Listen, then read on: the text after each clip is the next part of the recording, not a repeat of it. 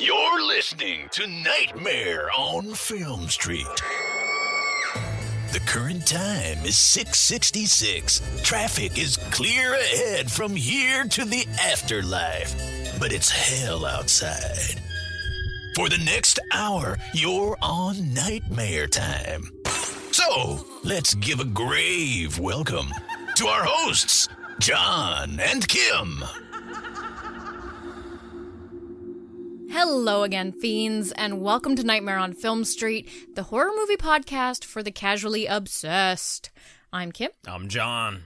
And I'm not sick anymore. I have a we normal hope. Fingers voice. Crossed, yeah. I got that residual sniffles, but I don't sound like a curmudgeon anymore, so that's exciting. Kim's happy to be here. I'm present. What are we talking about this week, Kim? Yeah, so this week we're doing a little abandon hope, all ye who enter here, gates of hell, Yep. maybe sorta entrances to scares. We're talking about The Sentinel from 1977. Yeah, satanic movies. What a great way to kick off the new year. Yeah, I mean, we're a new week, year, new you. right? Well, we're also a week into the new year. This is not the first episode we put out this year, and it's around that time that devil on your shoulder's telling you, "Hey, man, maybe stop going to the gym. Hey, let's start eating snacks again. We like donuts still. Maybe hail Satan and open the gates of hell. We have cats here, We have cats here." and they have birthday parties. Truly. The number one evil animal. Yeah, we're talking about The Sentinel from 1977, directed by Michael Winner, who is not really a name that you know for horror movies, but has directed a lot of Charles Bronson movies. Have you ever seen the Death Wish movies? That's Michael Winner, baby. Oh, wow. Big New York filmmaker. Mm. And I love that in this movie, maybe this is good thing number one. Okay, 3 good things about The Sentinel, if you haven't seen it or you've been meaning to revisit it. Good thing number one, the portal to hell is in Manhattan. Don't you always love that? It's never like the cradle of life. It's never back in Iran or Iraq or anywhere where it might possibly actually Honestly, be. no, though, I always buy it when it's in New York. I always buy it. And it's always like there's lawyers involved. It just makes sense. That's okay. I don't. Why? It's like one of the youngest countries in the world. Shush. You're like, no, this makes sense. The There's devil- no green space. The devil is hip to the jive. He's updating for the times. He Uh-huh. can move his portal to hell. Okay. What's good thing number 2 then? Well, I guess I already said cat birthday party, so I can't use... There is a cat wearing a birthday hat who gets his own cake. It's pretty great. It's pretty wonderful. You know what I'm going to go with? I'm going to say that this is a really great mystery. This was a first-time watch for both of us, and I was just enthralled from beginning to end. We were actually not going to do this on the podcast. We were watching this for fun, and we just had such a ball with it. Like, it is such a interesting movie that we just had to talk about it. So Well, I would say mystery, bam. I would. It's not bad. That's good. I would like to divulge that there was a longer history leading toward this podcast episode. Kim originally wanted to pair it with End of Days. It was just 2 movies I wanted to watch, and I was like, Yeah. let's do those together. And I threw her a bone. Like, you know what? We'll keep End of Days on the calendar. Let me find a better movie to pair that with. And we still wound up covering The Sentinel. Yeah, we had a great time. Also, like last week's episode, this movie has Christopher Walken in it, which is always a blast. Very briefly. Yeah, there's a lot of cameos in There's this a lot movie. of very brieflies in this. But good thing number 3, nightmare scare sequences. Now, I'm not saying that these scare sequences are nightmares, but much like you would see in an Italian horror movie, or The Shining for that matter, the scare sequences feel as though you are watching someone's recorded nightmare. There's just something not right about them. It's just like a one step left from reality, but it all works in a way that you feel in your bones. The scares are incredibly effective. Yeah, there's one in the middle that we'll talk about, and it fucked me up. Those are 3 good things from 2 people who have just seen this movie for the very first time. Highly recommend checking this one out if you can get your hands on a copy of it. And kind of the less you know, the better. I know we've kind of spoiled a little bit with the theme and everything. Good luck with the next 40 minutes. But, you know, it's from fucking 1977. If you haven't watched it now, you were born after that like us. It's one of the nicer tree-lined blocks in New York, and only 20 minutes from the center of town. Oh, and just around the corner there's a supermarket and a cleaner's. That's Father Harron in 5A. He's blind.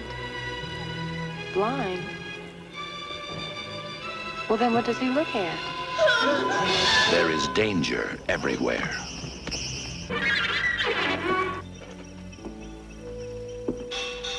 There is evil. Evil everywhere. Turn around, Allison. Look behind you. There is horror. There is darkness. I think Allison may die. But watching, waiting, warding off evil, there is hope. The Sentinel. Before Halloran, there was Father David Spinetti. Before him, Mary Thorin becomes Sister Mary Angelica. Father Matthew Halloran dies the same day that Allison Parker disappears and becomes Sister Teresa. I call thee! May horror and confusion expedite our glory! Is the Sentinel the only thing that stands between the mortal world and the torment of hell? Between happiness and horror? She went to a party with 8 dead murderers. Eli Wallach. Doesn't everybody? I've had a noisemaker. Sylvia Miles. Nobody has lived in that building for 3 years. Ava Gardner. Martin Balsam. Jose Ferrer. Arthur Kennedy. There is danger. Swear to God, I'll kill you! Chris Sarandon. I'll kill you! Burgess Meredith. Welcome home. And Christina Raines. The Sentinel. The most frightening motion picture experience of your life. And the most revealing. Turn around. Look behind you. Be one with us. There is evil everywhere. And the Sentinel is the only hope. The Sentinel. The Sentinel is currently sitting at a 6.3 out of 10 on IMDb, 45% on Rotten Tomatoes, and a 3.3 out of 5 on Letterboxd. Now, let's take a quick look. Wow, okay, so the audience score on Rotten Tomatoes, not much better. They gave it a 44%. Couldn't even get that Chris Sarandon bump.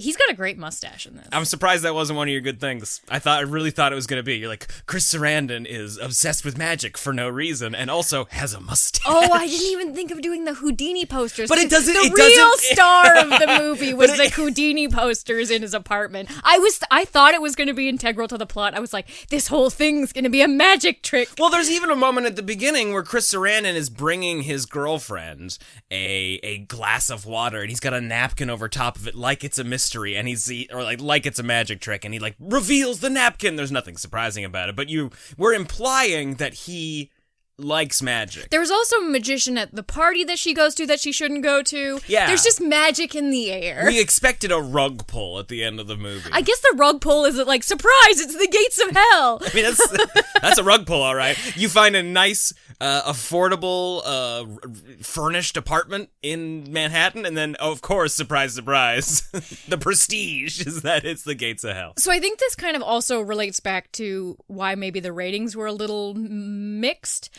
In the same sense that, you know, watching this film, you're very much like, okay, is this Rosemary's Baby? That film not overshadows, but it is the shadow in which this film exists in. So the entire time, you are very suspicious of Michael, of Chris Sarandon. Let's not forget that his ex-wife died, maybe mysteriously. While he was having an affair with our lead character, Allison. Yes. Which prompted her to... Wow, the backstory of this is a little convoluted. Which prompted her to attempt suicide for the second time. So we are suspecting him most of the movie, and you can't really help it because there is that Rosemary's Baby-esque ending in the back of your mind. And so you are suspicious of him, and when he is into magic, you're assuming he's involved. And I think that's to this movie's benefit, because all of the things that are happening are very confusing because they don't fit that mold in your head. Like, that's the storyline you kind of think we're going on. And when, you know, there's cool, weird, creepy neighbors who turn out to not actually live in the apartment and things like that, you're like, this doesn't go with my... How did Michael do this? For a half a second there, I was about to interrupt you and say, like, what about her neighbors is creepy? They're just cool, kooky, weird people. I didn't think they were necessarily creepy. I did forget that within 30 seconds of meeting one of her neighbors, they start masturbating in front of Fucking her. Beverly D'Angelo, our fucking Griswold mother. Yeah, she's left alone with Allison, and then just immediately starts touching herself, and Allison doesn't know what to do. She's just like, I'm just gonna look over here for a minute while you finish. Her neighbors are crazy. They do invite her. They outside of that, they seem okay. They're just kooky. They're very kooky. Man, don't you wish, though, that when you move into an apartment, not that somebody's gonna do that, but that you hope that your neighbors are at least a little eccentric. Yeah, like I want a Burgess Meredith upstairs. Right? A Burgess Meredith with so many animals. So his fucking little bird that was on his shoulder the entire time when he goes to visit her. First of all, he visits her and he's very eccentric. Well, he and barges into her apartment. He invites himself in. He brings his cat and his bird. He leaves a photo of himself. He brings a photo of himself. Which, that is the real magic trick of the movie, because we don't see him walk in carrying it. It's just at some point, sleight of hand, he just leaves it and you don't even notice.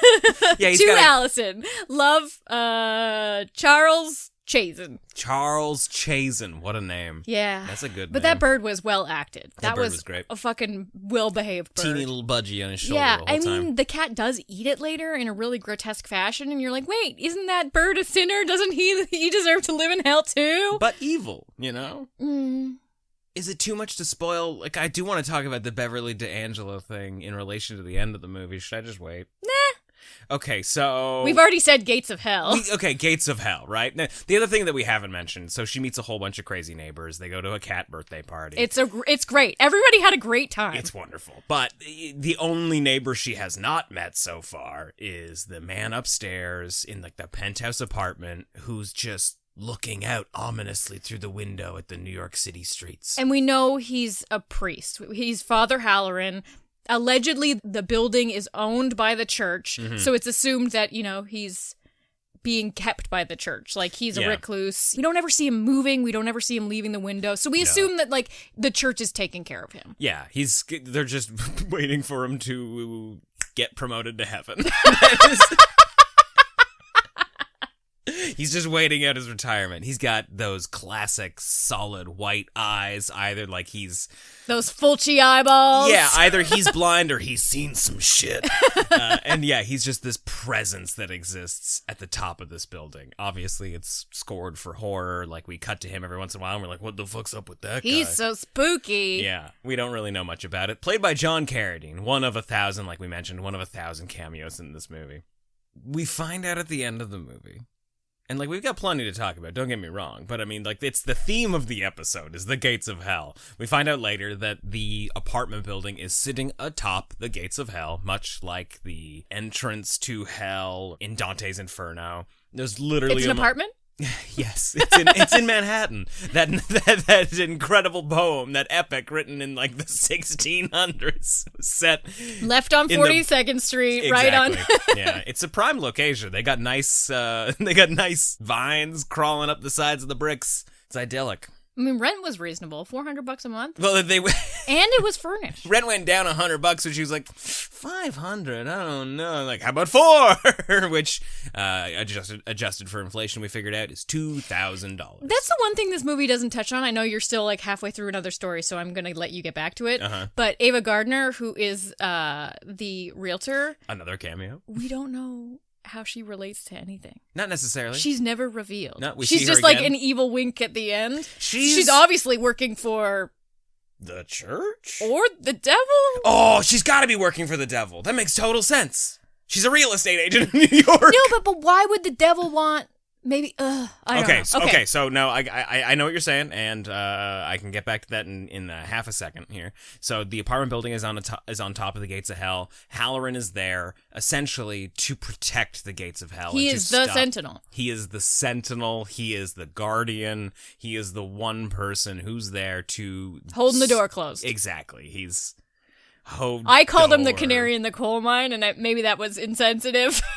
Because, like, if anything goes wrong in that apartment building, I assume the church is going to know based on that biblical Sentinel figure. It's fine. Don't worry. It's not the last insensitive thing about this movie.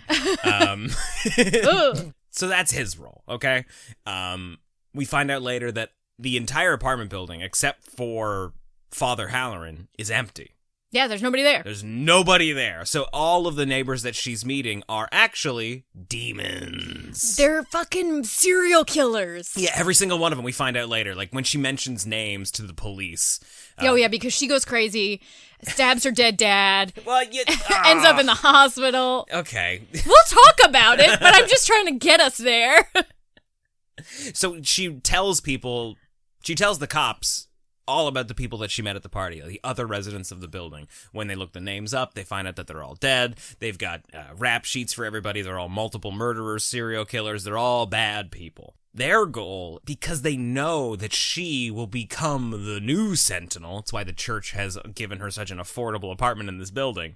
They're still making her pay, though. Still making her pay. I love that, though. You gotta tithe. You have to live over the gates of hell, but you're paying. I mean, it's reasonable, but it's not free.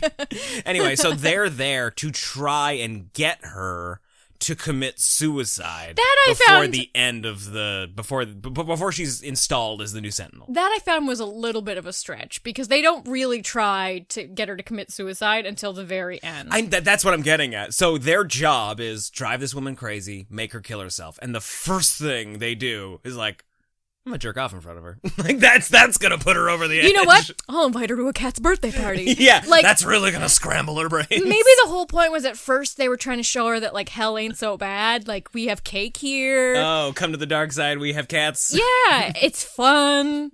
There's party hats. Because clearly I mean, like the most effective moment is when they have her dead father attack her. Her father who's recently dead.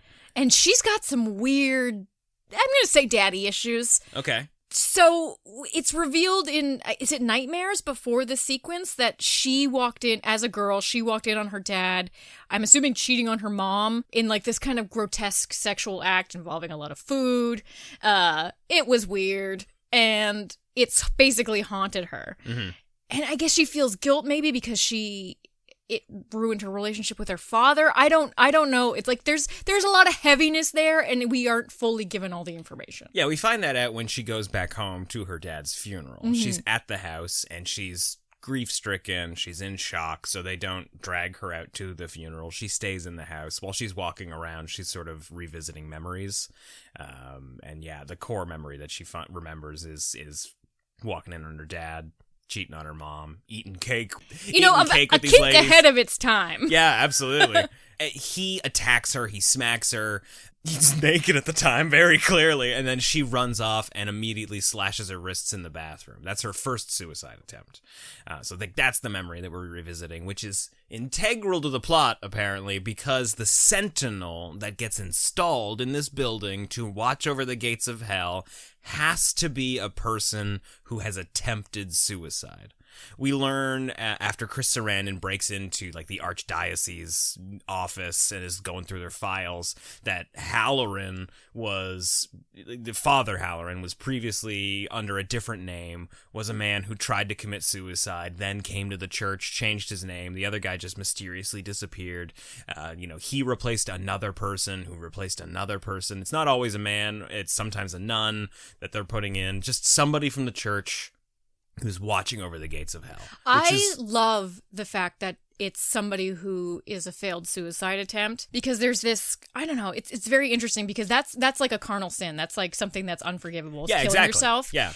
And the fact that because they failed, they can be redeemed, like they can ask for forgiveness. Well, but I don't think according to the church you can. But they got themselves so close to hell, like they brought themselves to the gates already. Yeah. And then they have the potential to become the guardian. It's like, to be able to stand at the precipice, you have to have one foot in the door. Right. It's like what makes Blade such a great vampire hunter is that he's half vampire.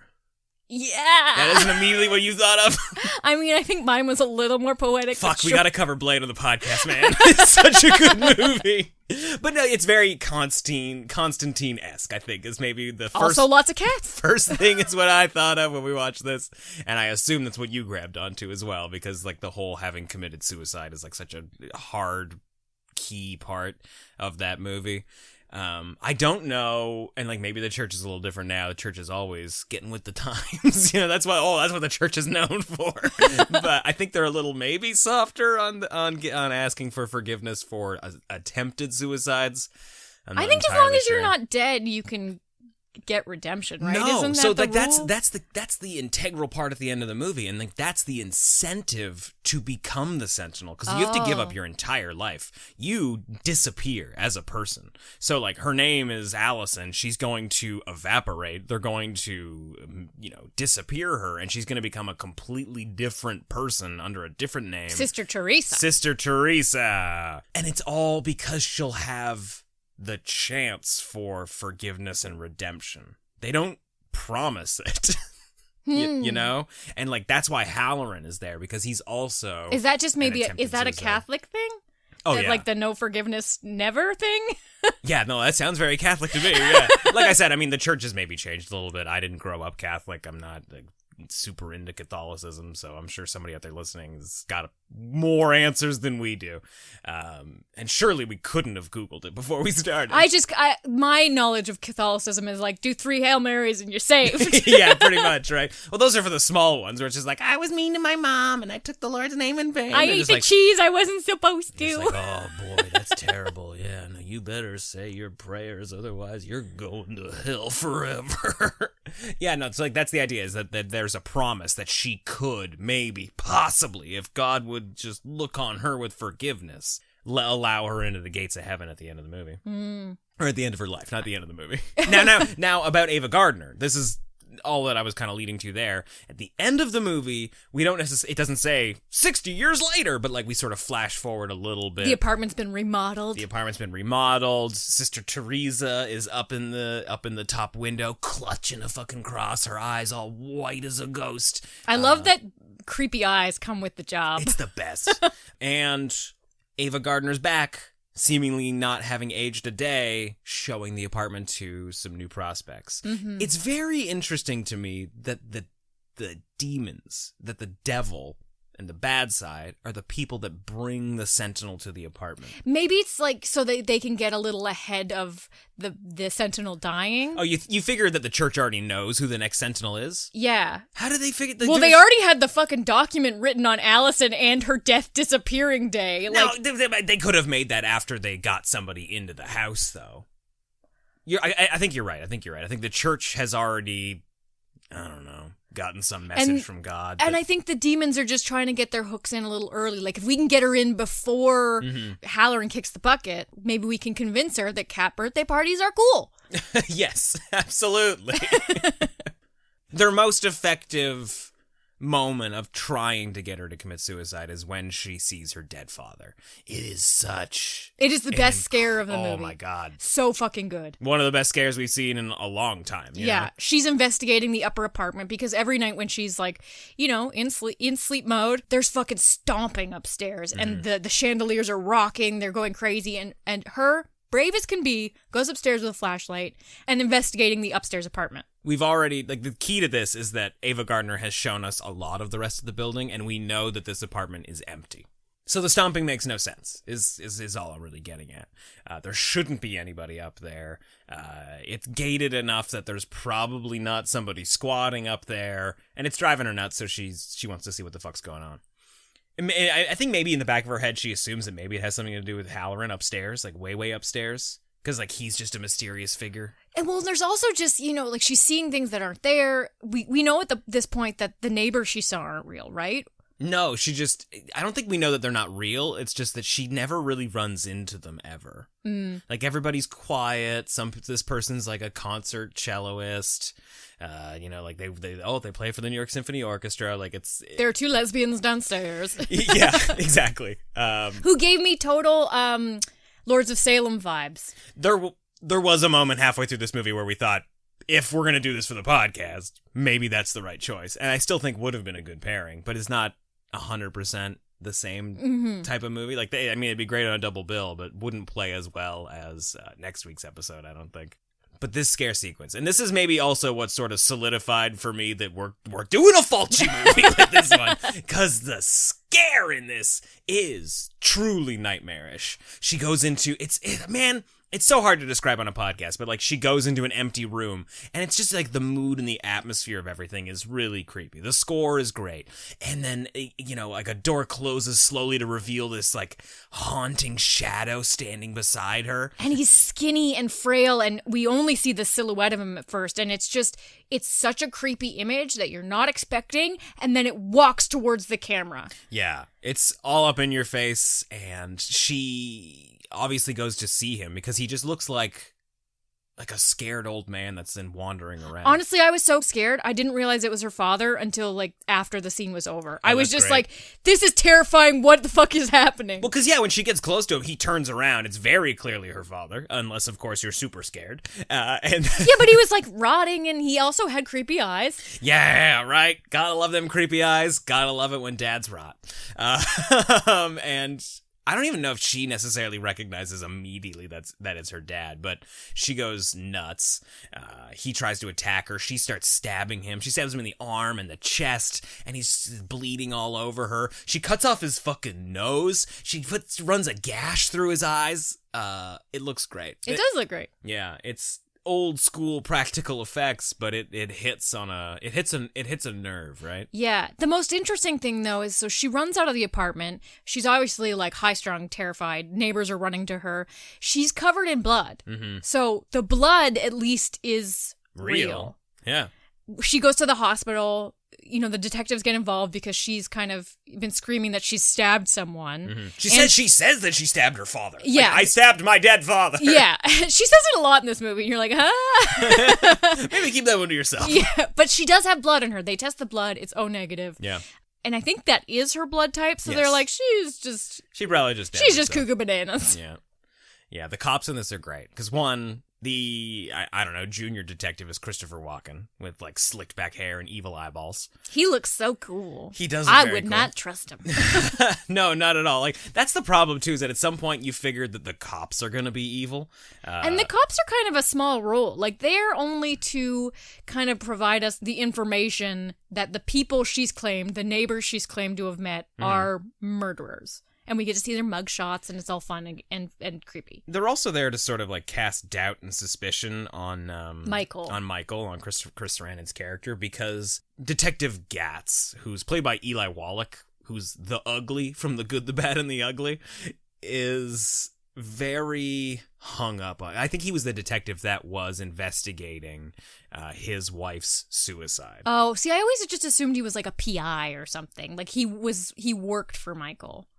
As much as they're in the movie, like just sort of relaying information to us, not even necessarily to other characters in the movie, like a little bit to Allison. There is a moment where they come to talk to Allison about what the fuck's going on, and really they're just kind of there to ruffle the feathers of Michael, because they're pretty confident that he got away with murder, and they just, any opportunity they can to sort of give him, a kick in the shins, they're going to do it. Yeah, well, and also after his wife died, Allison had her second suicide attempt. Yes. So I think the detectives kind of know that she is in a frail state now. She was in a frail state then. This might be an opportune time to get that information from her. To testify. Like maybe she feels guilt over having helped with this murder plot. Exactly. But it seems like she doesn't know anything about it. We do find out at the end of the movie, Michael does reveal that he did, in fact, set up the murder of his wife. Which is a nice twist, because it turns out that Michael was really trying to help Allison. Yeah, throughout the whole movie, throughout a chunk of the movie, you're not sure if he's part of the problem. Like, he might be pushing her toward whatever this mysterious evil presence is, but he is actually on her side the whole time. He's genuinely helping, not Houdiniing at all. No, like that, and that's the stuff. It's just like I really do think that all of the Houdini magic stuff was just maybe to get us to think that he had ulterior motives, and that it's like what one hand is doing when you're watching the other hand, kind of thing. But no, it's. And, like, I don't know if it's a perfect misdirection on the movie's part, But it worked enough that we really didn't trust him until we realized that he was a good guy, and then bam, he's dead. Yeah. Like, we're like, oh shit, he's actually like sticking his neck out here. He's doing everything he can to save her and to keep her around friends and to like, hey, I need you to watch her tonight specifically because I found a document that says that she's going to disappear tonight and I've got to go solve this problem. I got to go fight the devil for her, I guess is maybe what he's thinking. Yeah, and it becomes so complex because he is a sinner, because he had his wife murdered. The second he's killed in the can the Sentinel also be the location? No. The second he's murdered in the gates of Hell house. Yeah, sure. He immediately goes to the demon side. Yeah, because he's in hell. And he becomes this cool, suave, I'm a bad guy, but cool about it. It's weird to me that they actually killed him. Because they didn't kill him. He barges his way into Father Halloran's room, and I think he thinks that if he can stop the church, he can save her. But it's more important that the church remain in control of the gates of hell. So while he's strangling Father Halloran, the archdiocese sneaks up on him and like whacks him over the head with a lamp. Yeah, exactly. So they murder him in order to like stop the demons from winning. It's interesting too because we're kind of with him at this point. We think that what the church is doing is something shady and evil. Yeah. We think the church is up to something no good. And our alliance kind of switches in that finale. It's good. Yeah, it is really interesting. Because it is revealed that they are ultimately the good guys. Like, we did have to murder your There boyfriend. are some questionable things. Like, we are stealing a woman's life. We did kill a guy, but he killed somebody else. Like, there's some questionable things all around. Everything's a gray area. When she gets to the house, though, he's like, oh, hey, happy to see ya. It's me, Michael. I'm definitely not dead. And so... Don't look at the right side of my face! Yeah, because it's all bashed the fuck in. And that's how he reveals... Like, once she discovers that he is dead and he is a demon, he's sort of like a apparition of his former self. He sort of lets go that, like, I went to hell because I murdered my wife, so now I'm playing for the bad side. Which is a bummer. And that's where we also meet Burgess Meredith again, and all of the residents of the house, and we're all terrorizing Allison, hoping that it's their last ditch effort to try and get her to kill herself before she can, I guess, make her way up to the top floor. And this is also where the movie does a very weird thing. What does it do? This is where we get an entire horde of people, of other demons that have just sort of like escaped onto Earth to try and torment and terrorize Allison and push her over the edge. And this is where we just get like 100 people with natural deformities in a weird parade. Yeah, and they're definitely not actors because there's like a lot of looking at the camera and stuff. Yeah. And you're just like, we could have just cast more Beverly D'Angelos, but... We could have, yeah. It's a weird choice. I definitely don't think anybody would necessarily do it today. I think they're kind of going for the Gates of Hell image, like that classic image of like all of the bodies writhing. Mm-hmm. But if they're going to have these like affluent murderers, they should have just kept it that way. I guess they didn't want to go for the full traditional like horns and demonic look, which I was kind of hoping for. Yeah, but, I was kind of hoping for that too. But I understand.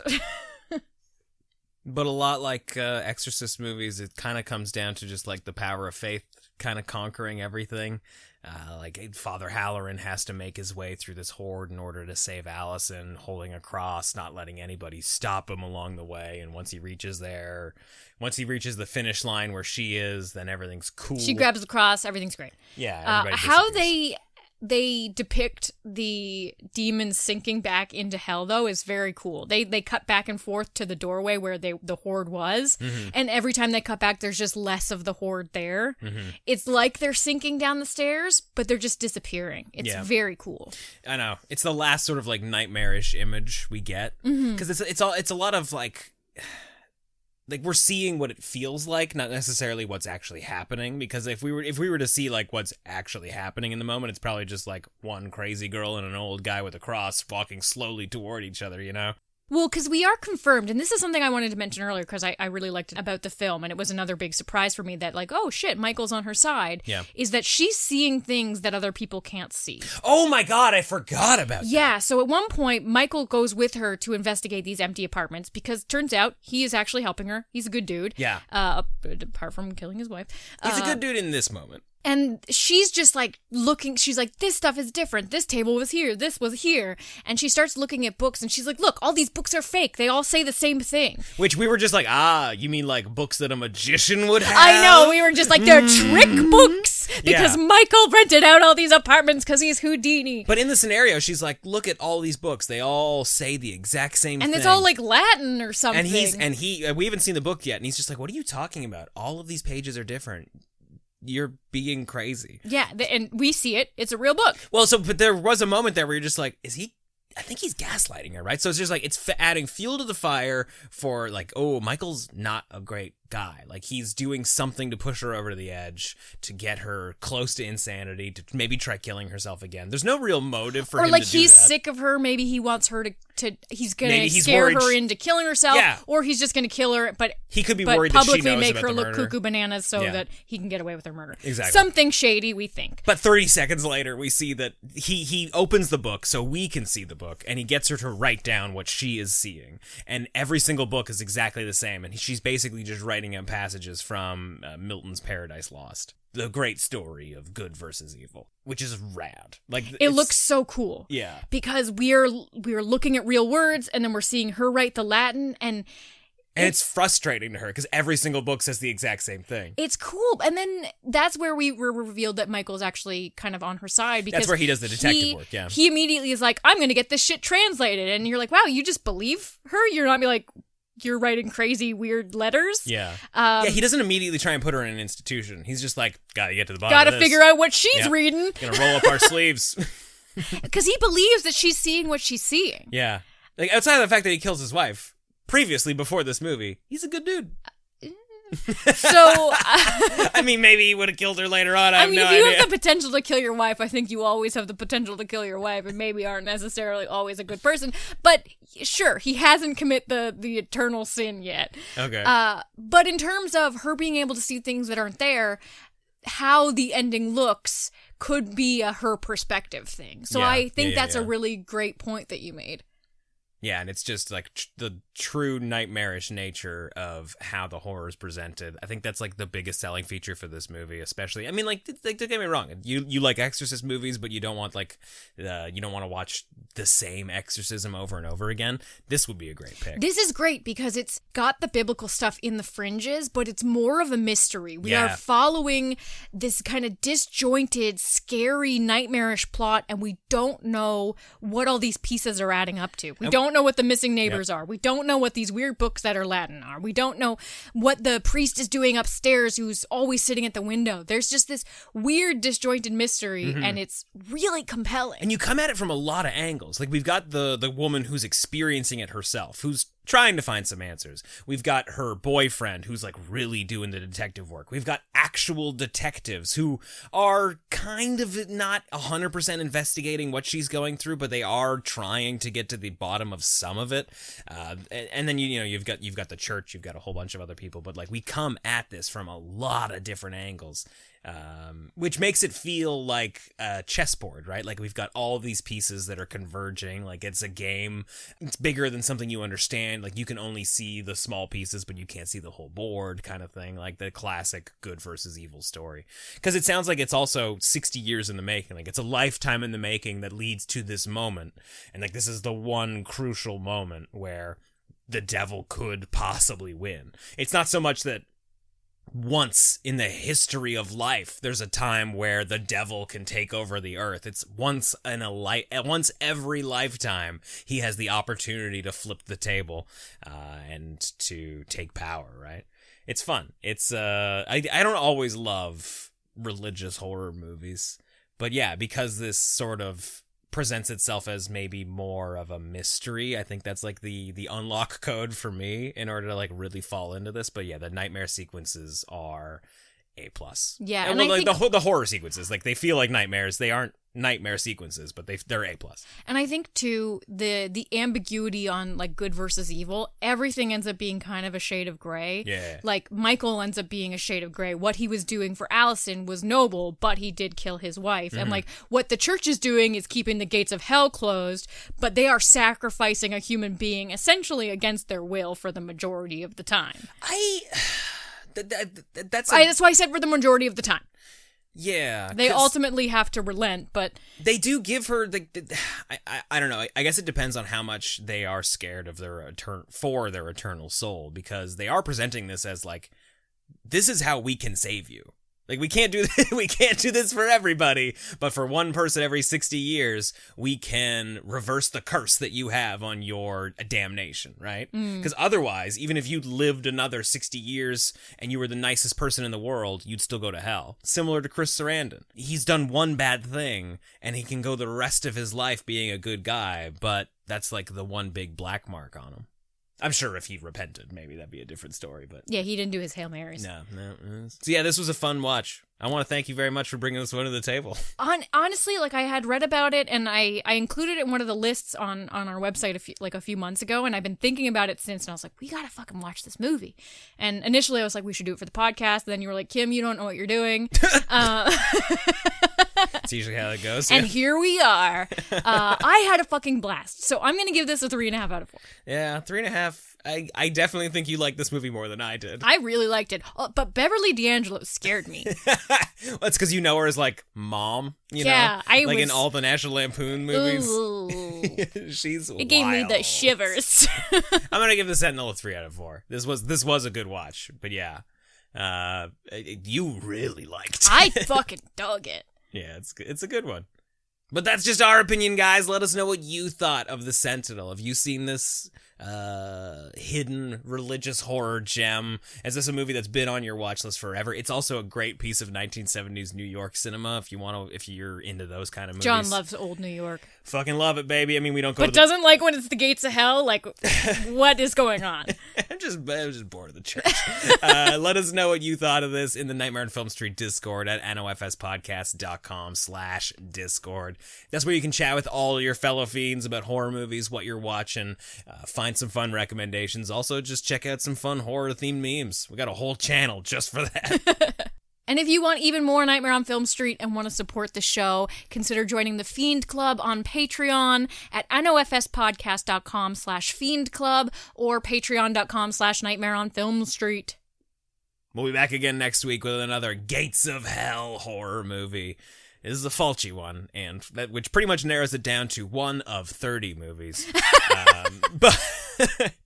But take a while, guess which that one's going to be. I'm sure you can figure it out. But until then, I'm John. I'm Kim. Stay creepy. It appears you made it out alive, but we'll get you next time. Help us to grow the horde. Leave a 5-star review on Apple Podcasts or wherever you subscribe. More terror can be found lurking on our website, nofspodcast.com. Until next time, stay creepy, fiends.